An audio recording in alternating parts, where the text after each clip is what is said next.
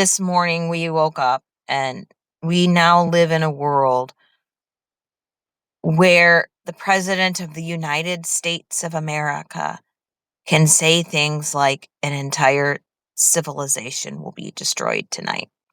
It didn't happen. But our President of the United States of America said those words and meant them. Because when you have the power to see a threat through like that, you don't say those words without meaning them. And now the rest of the world has to wonder what's next. So we need to too. It's not fair to leave everyone in the rest of the world out there in fear of what we will do next without taking our share of that burden. I didn't vote for this. I voted for a sane world where our values of justice and sharing democracy and equality were the forefront of everything we did as a people and a nation.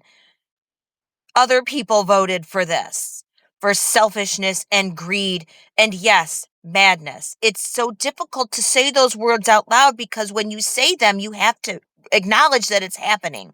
And we don't want to. Nobody wants to think that the President of the United States is somebody who is not sane. But you don't say things like that. You don't say, I'm going to annihilate a nation and not mean them when you have the means at your disposal to make that happen. You just don't do that. That is who we become as a nation, and that is who we have become as a people. And that means that we can't do amazing things like celebrate the fact that we now have images of sides of the moon we've never seen. The sci-fi geek in me wants to go, "Wah!" and do nothing but celebrate that. But I can't. I can't, because you can't separate that amazing achievement from who is at the helm of our nation, which is a madman and somebody who wants to annihilate people. That is who we've become, and we can't pretend otherwise. So I'm putting this out there, I don't know why, other than to just acknowledge the horrible fact that that is who we are. Even though my mind wants to bend around that and find excuses and say, oh, he didn't mean it. Oh, nobody really expected him to do that. Oh, no, we can't do that anymore. You cannot.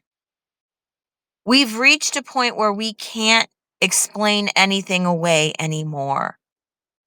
Because when you are a nation with the power to obliterate a people and you threaten to do that,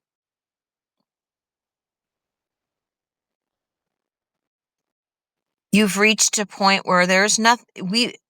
How long do we think the rest of the world is going to be content to wonder whether we're going to make good on that threat? Think about that. Nobody wants to feel helpless. Somebody soon is going to do it, and we are not the only nuclear power in the world. So chew on that one for a few seconds, NWI.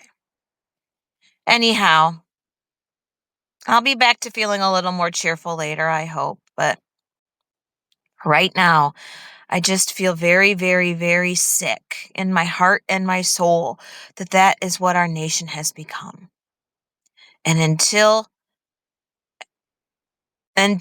Congress does what they need to do, which is invoke the 25th Amendment, we need to accept the fact that that is who we are as a people.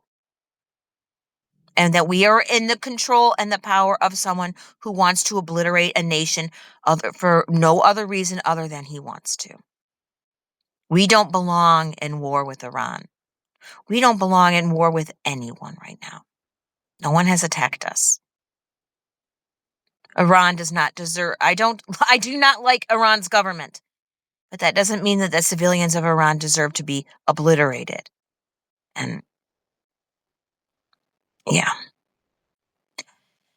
Anyhow, I guess the only reason I'm putting it out here is if you feel the same and you just want someplace to comment and just share your thoughts, please do.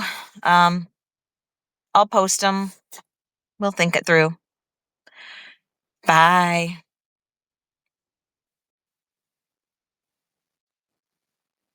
If I can end it. Good God.